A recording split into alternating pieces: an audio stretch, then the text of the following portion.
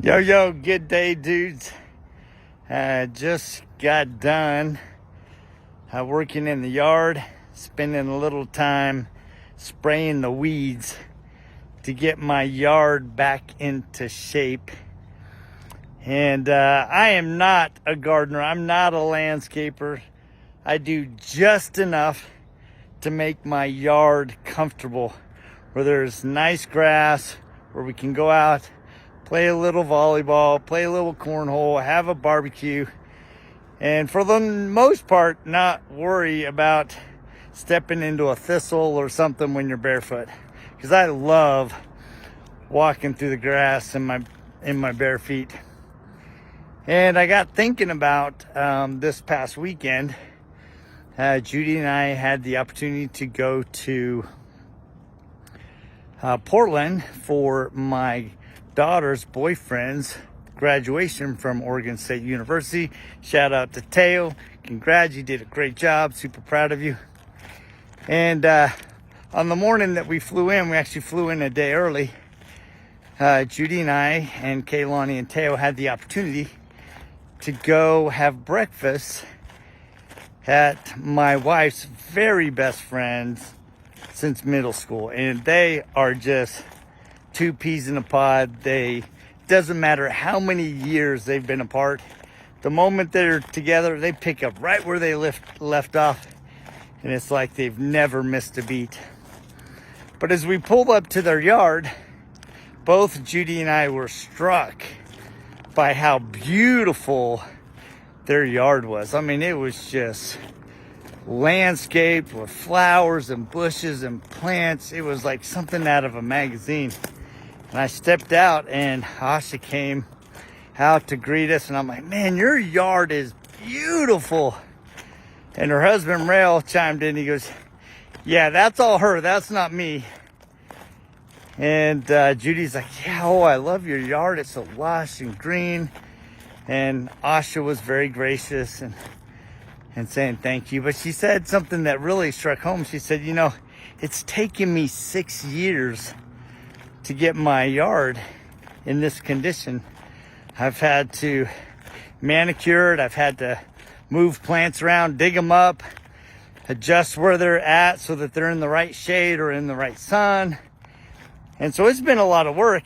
In fact, she said that she's had some friends come up to her and say, hey, can you help me with my yard? And she's like, well, yeah, but you got to recognize that it's going to take some time.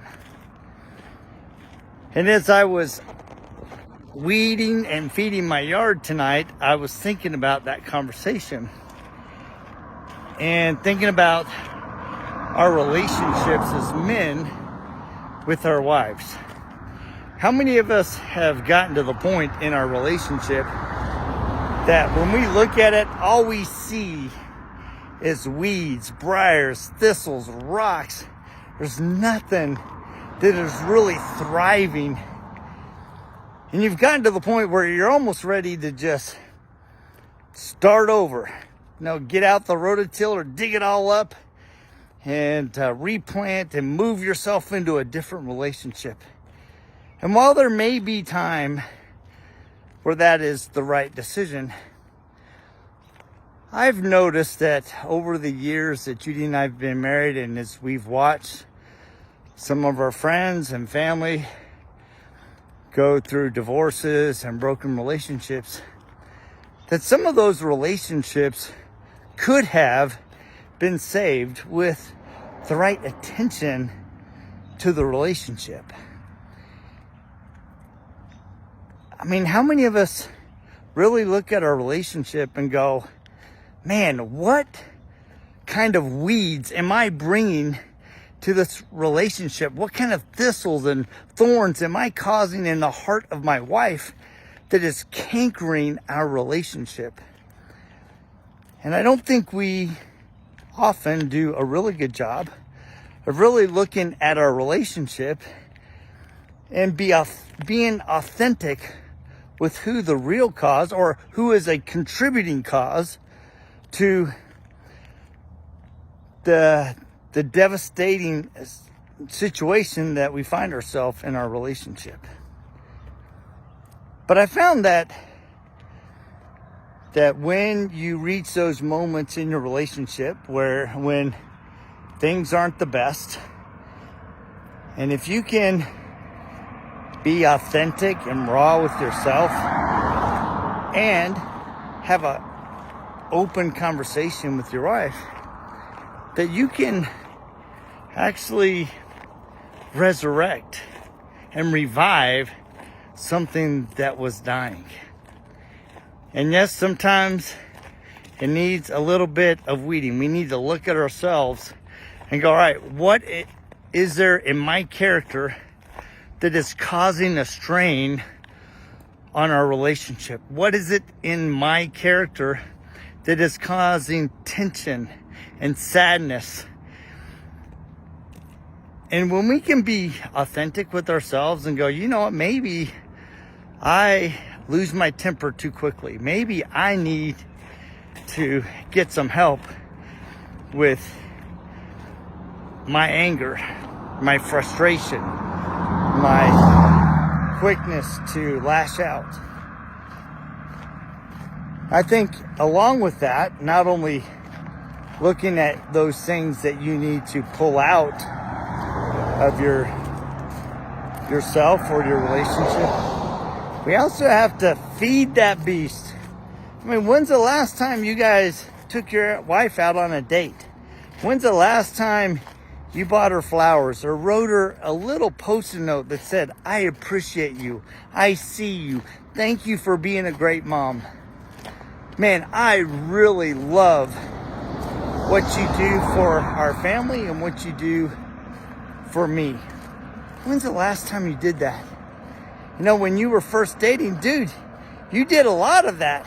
And yeah, you felt a little uncomfortable, but now you just like, oh, she knows, so you don't do anything to reinforce verbally and maybe even physically and emotionally to reassure her that you still are the man of her dreams. And if you could really be purposeful, like my friend Ash is with her relationship with her yard, she knows that, hey, you know what? This is not thriving here. So I need to either change it, I need to uproot it, move it over here. Maybe I even need to change some things about the environment. I think sometimes we put ourselves in an environment that isolates us from our wife, instead of creating an environment where both of you enjoy being together. So I would invite you tonight to go for a walk by yourself. I want you to go for a walk, or tomorrow, and really take inventory of what you are doing in the relationship. And take some mental or even physical notes of the things that little voice in the inside of your head's telling you, you know what? These are some rough edges that need to be pruned. These are some rough edges that need to be fine-tuned and honed and revisited. And then once you've really taken a look at yourself, then go to your wife and say, you know what? I've been thinking about where we are as a couple. And I suspect that you're in a place where you're not exactly happy where we are. So I want to talk to you about my experience as I went and I reflected on my part of our relationship. And these are the things that I'm going to do to level up, to make you feel loved and appreciated and cherished. Because it's amazing what a little intention, a little purpose, a little dedication, and yes, a little bit of weeding will do for your relationship. And I bet you that if you really became very purposeful in what's happening in your life with your wife, that you just might be able to revive that which has been struggling for maybe a long time, but you might just be able to resurrect and revive something that was full of hope and excitement when you first got married. So go do a little weeding, go do a little self-reflection and inventory, and go revive that relationship with that beautiful lady. You guys have a good night.